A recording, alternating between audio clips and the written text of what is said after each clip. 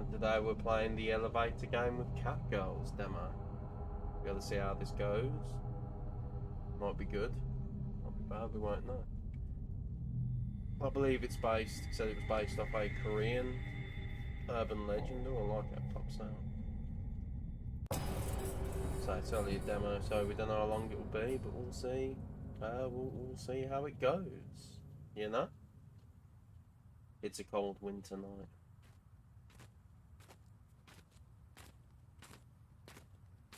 Snow started to fall a couple of hours ago, so the cityscape is littered with a layer of white fluff.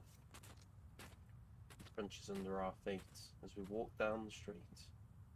Ta-da, we're here, said Kirin. Kirin? Okay. That's a big old building. That reminds me of the flats, actually. That reminds me of the flats back in the UK. I look up to inspect the tall building before us. It's past midnight, so it's to be expected that most people living here should be asleep by now. Naturally, that also explains why barely any of the windows show illumination coming from the inside. Considering what we're here for, it really adds to the creepiness of the situation. I've never been a fan of dark places. That didn't change even when I got my feline features.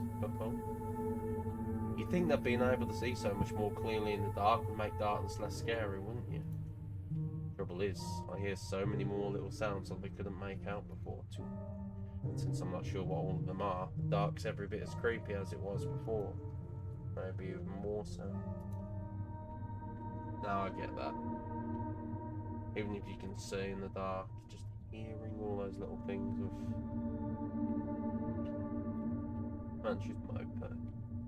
Why is it like super happy and super mopey? So we are. Finally, a response. I thought you were starting to give me the silent treatment again. She's sassy. It's a fault of mine, and one I'm not too proud of. I tend to get lost in my own head sometimes. Well, quite often, really. Thankfully, Kirin is fairly used to it by now. I swear, Kirin, of all the buildings in the city, you just had to choose one which seems super creepy. This has to be the sole residential building in the whole office district, yeah. Bit of an odd choice, isn't it? Oh, but you know it couldn't have just been any building. This one is perfect. And by perfect, you mean... And look at that face, like... Ugh.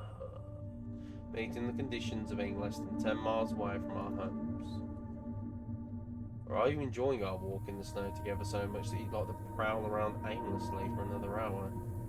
Because I don't know about you, but I'm really starting to feel the cold. Smirk.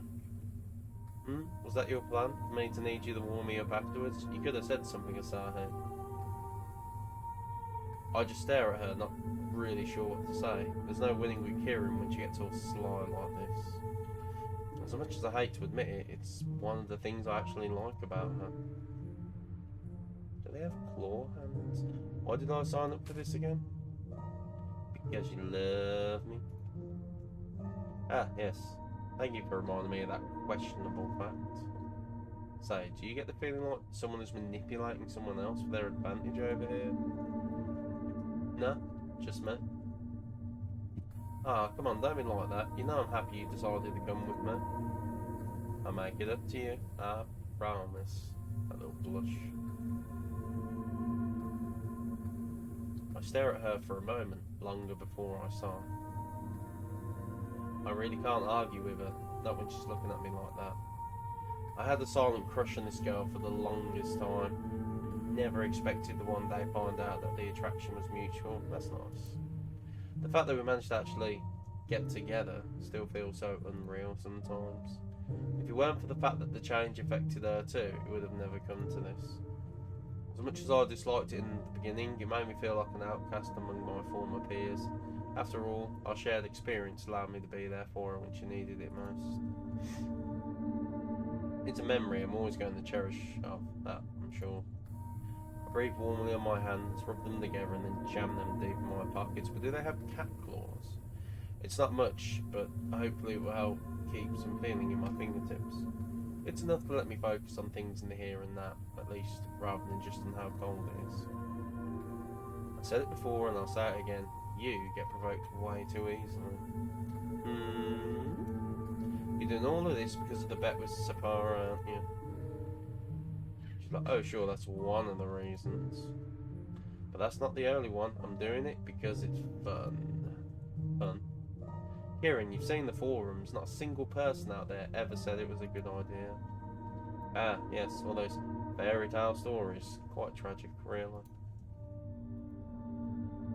Come on, you're not about to tell me you honestly believe those. Oh, look at that angry face. So, you mean that you don't? Seriously, girl? You live in the real world. Spooky, scary skeletons don't just pop up out of nowhere because someone decided to be an idiot and press some buttons a certain way. I can't believe you, of all people, are still saying that strange, unexplained things don't happen. I mean, you did look in the mirror this morning, right? This is this, and that is that, which is fair. That could be like genetic mutation or something. So you don't believe this will actually work? Remind me. Why we're here again?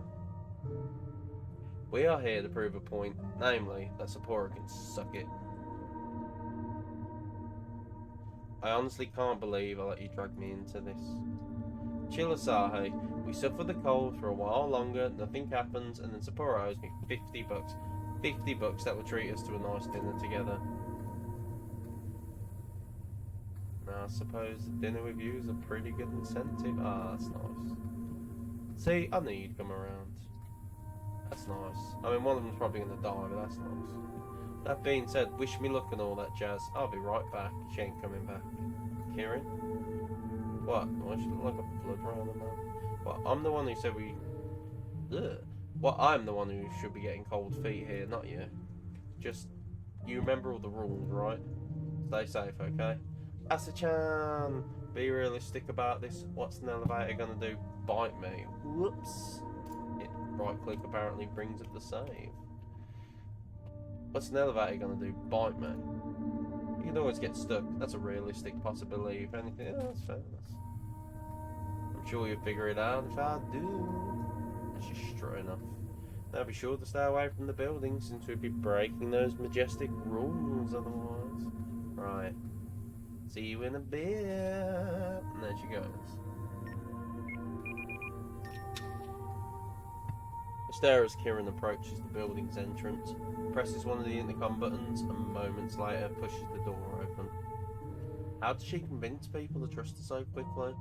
To let her into the building like that? Well, she's gone from my sight before I know it. A faint click as the door closes behind her. There's a feeling of unease pulling in my stomach. All of this being a bad idea. Probably the worst we've had yet. Just screams in my head. I'm so going to give Sephora a piece of my mind once all of this is over. It's not like I can really do much about it now, however. If I were to go after my girlfriend saying I've suddenly changed my mind, it would undoubtedly make her angry. Hell, we snuck out of our houses through the window without our parents knowing, just to go through with all of this. If I had a problem with this whole crazy idea, I should have said something way earlier. It's too late now. I wrap my fingers. Oh, they do sort of have claws, I guess. Anyway, I wrap my fingers around my phone and pull it from my pocket. As I do so, I see the screen shows 12:13 AM. It took us around an hour to walk here, and while I dreaded us even being here in the first place, I'm also not looking forward to walking all the way back, especially when it's bound to get colder as the night goes. Perhaps we could use those $50 to get a ride home instead of a meal. Yeah, if things only work that way. Doesn't mean it's not there to give you unless you like Venmo or something. Yeah. With another sigh, I turn away and start to walk towards a small park located in the middle of this godforsaken district. I don't know why part of it is a playground. There can't be many kids here in the day, can there? But it is, and there's a slide as well as a pair of swings. I'll most likely freeze my ass off if I sit on one, though that'll let me lift my feet off the ground for a bit. The cold, snowy ground. Yeah, you can't seem to win. Well, it's one of those. I decided to sit down on the nearest one. Just like that, the uneasy feeling of having entered the liminal space hits me, making the hairs at the back of my neck stand up. One's mind usually associates playgrounds with children, laughter, movement, and life in general. It's what they're designed for, after all. So when you get to experience the total opposite of that, and you find yourself sitting in an empty, childless playground in the middle of the night, it doesn't feel right. Yeah, that's usually when you get mugged. Your mind associates it with something being off, something being wrong. Yeah. Why are you here, Sahi, in a place you shouldn't be? Yeah, I've been in the park on my own. It is a bit at night, middle of the night in the park on your own. It's actually very unsettling. Absent-mindedly, my gaze wanders. Something at the other side of the street catches my attention. It's a vending machine. Don't look like a vending machine. I happen to have a bit of change with me, and the idea of getting something hot to drink is suddenly a very alluring temptation. It would undoubtedly make the waiting out in this cold less unpleasant. Please say it's a machine that has hot drinks as well as cold ones. Oh, I mean, if you lower your body temperature and you won't feel as cold, but wow, it's only been a minute. My mind made up, I get back to my feet, checking the time, more out of habit than actual curiosity again. Oh, it's December 10th. 12:14 AM. Only a minute's passed since Kieran disappeared into the building, and I'm both surprised and not really. The feeling of time passing slower than usual is normal when you obsessively wait for something, even more so when said waiting is physically uncomfortable. Yeah, because it's perspective, time is odd. See, that don't look like a vending machine, it looks like a power station.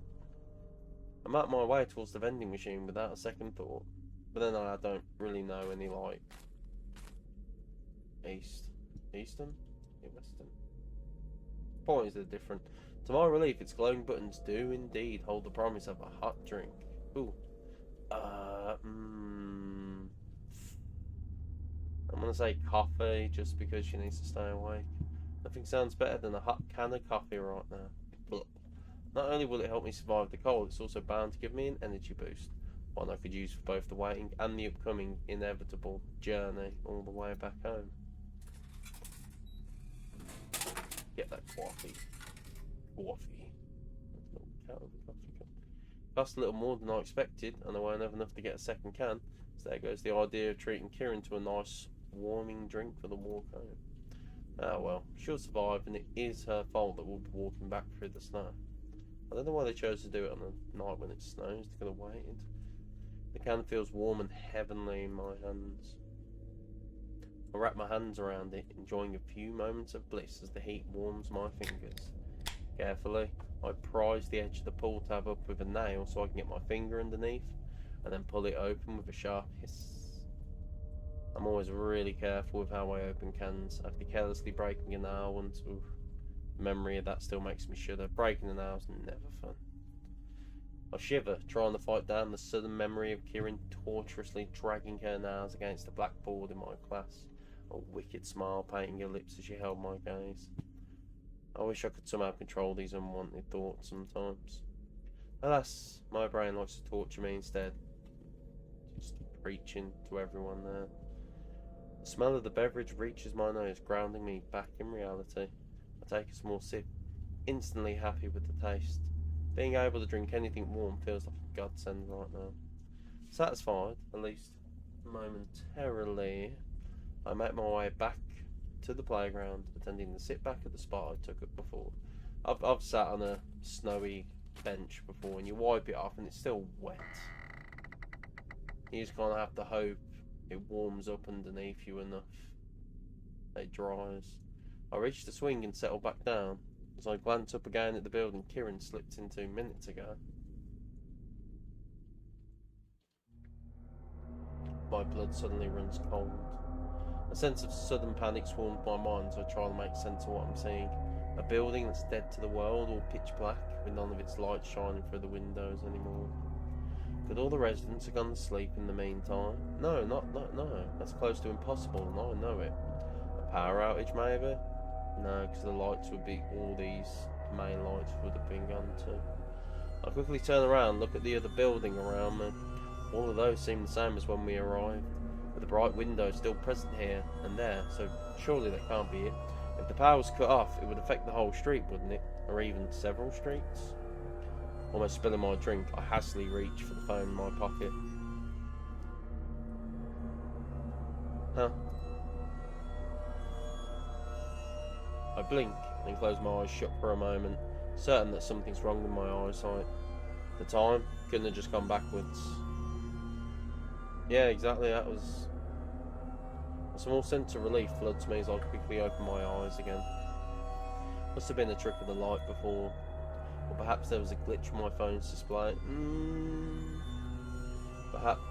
Perhaps there is something wrong with me. No, but Remembering what made me reach for my phone in the first place, I raised my head to look at the building before me once more. Only to see it in its previous state. The lights are back on as if they were never gone to begin with. The unease in my stomach stays, though I know what I saw. Pretty sure I couldn't have just imagined it. It's been 5 minutes since Kieran went into the building. Is that enough to ride through a bunch of floors? Would she be mad if I called her so soon? Dwelling on it suddenly feels stupid. Oh, that's nice of her. I open up the calls app on my phone and there's her name at the top of the history. She'd called me just a couple of hours ago to confirm our plans for tonight. Admittedly, her name is also there for the call before that and the one before. And okay, I chat to her a lot, so one more call now can't hurt, right? I hit the redial button. Should have expected the call wouldn't connect. She's still inside the elevator. There probably isn't any reception in there, is there? So what options does that leave me with? Going in after her, waiting for another 5 minutes? No, we gotta go in after her. I stare at the building before me intently, pray to avert my eyes anymore. Stop and hope for my gaze. My constant observation alone will make the light stay. I'm scared of the situation repeating itself. Sometime later, I realised that I've spent so long just holding my can and fretting about Kieran. My drink has gone from a nice hot drink to, well, undrinkable. Well, it's not drinkable, it's just lukewarm. Some drinks not meant to be just kind of warm, and this is one of them. No, I need to get my hands from freezing, I guess. 10 minutes pass, I feel only more cold and helpless. Why can't Kieran just come out of the building now, as if nothing has happened, and laugh at me for worrying too much? Ooh, 6G. That must be nice. I call her again for good measure. Surprisingly, the call does go through this time.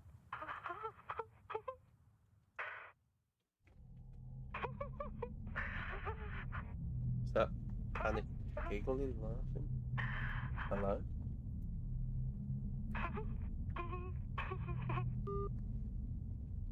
Was she crying? I'm not prepared for what I hear. A woman laughing at the other end. There's something about it that disturbs me to the very core. I'm not prepared. It's definitely not Kieran's voice. Or is it? All of a sudden, realisation hits me. Sapura, the bet everything now none of it could possibly be real. All of this has to be a prank arranged by my classmates. Yeah. Whether Kieran's in on it. No, I don't think she'd be on it. She wouldn't do this to me, would she? No, of course not. The image of her wickedly smiling, amused face persistently pops up in my mind again. No, she wouldn't. No, she wouldn't. She wouldn't. Confusion turns into anger. Before I know it, I'm on my feet, already marching to the building, determination boiling inside of me. Nah, she wouldn't do that. Nah. There's an obstacle before I can get in though, as I obviously don't have a key to the entrance door. What kind of excuse would be plausible at this sort of hour? I stab at the button that I think Kieran pressed and almost immediately regret it. What if I press the wrong button? What if I press the right one and sound stupid when the other person asks who's there? What if... To my surprise, there's a click from the intercom and then a buzz as I'm let in, without a single word being spoken. Huh. So Kieran didn't have to sweet talk anyone. I try not to dwell on the unexpected invitation as I shrug it all off on luck.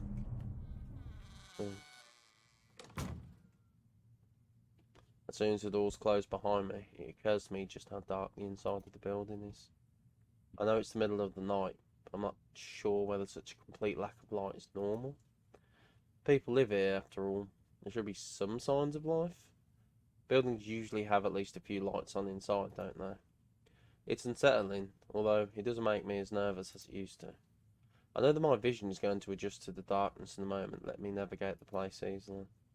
I'm able to see a lot better in the dark compared to when I was still completely human, but it doesn't work instantly. I feel like, oh, okay. I had this feeling something was going to jump out and that happened. Oh, as I take the first few hesitant steps into the building, the lights flicker on with a harsh buzz. Of course, I'm being such an idiot. There are automatic lights in here. They come on when people move. Totally ordinary. It's just that I've never been in this building before. It stands to reason that it feels unusually creepy to me, right? Especially if I think about why I'm currently here. There's our trash can, plant, notice board, I guess. Elevator. In the corner. All that considered, it feels longer for me to reach the end of the long hallway than it probably should. It's a dangerous time to let your mind wander in the places nobody sane would want it wandering to. At least the building inside is noticeably warmer than the outdoors. Makes the whole situation slightly easier to bear. My hands and feet almost started to freeze off in the meantime. The next thing I know, I stand before the elevator door, rooted to the ground, with the sudden sensation of someone watching me. Hello?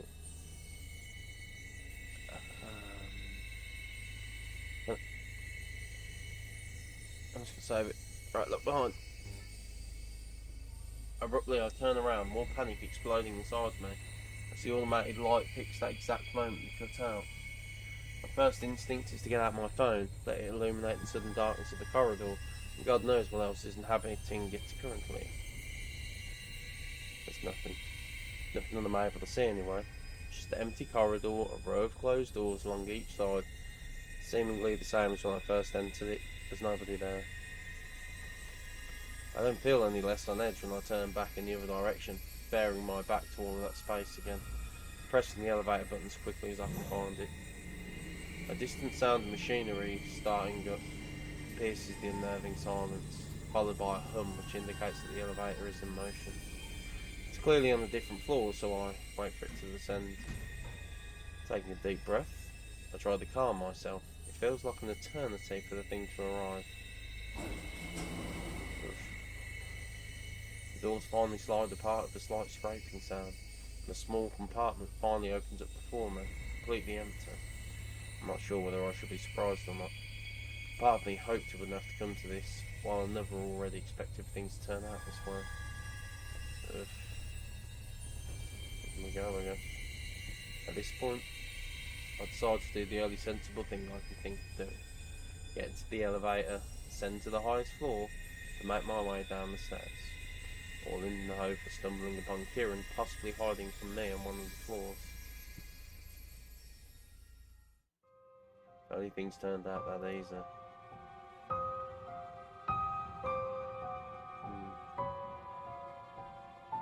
So it looks like that was the demo. I'm really curious to where that's going to go as well. Yeah, it was. Game jam. Alright. Alright, let's just go back to that. And we'll just go straight to the elevator this time. Hesitantly, I reach to press the elevator button, more panic exploding inside of me as the automated light picks that exact moment to cut out. My first instinct is to get out my phone, let it illuminate the sudden darkness of the corridor.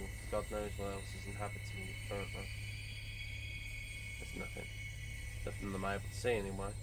It's just the empty corridor, a row of closed doors along each side, seemingly the same as when I first entered it. There's nobody there. I don't feel any less on edge when I turn back in the other direction, bearing my back to it. Right, it sounds like it's repeating itself. So, yeah. Yeah, okay, it just sounds like regardless of the option, it's gonna be the same anyway. That's fine. This was visual novel game, Jack McCain. Yep, repeating all that.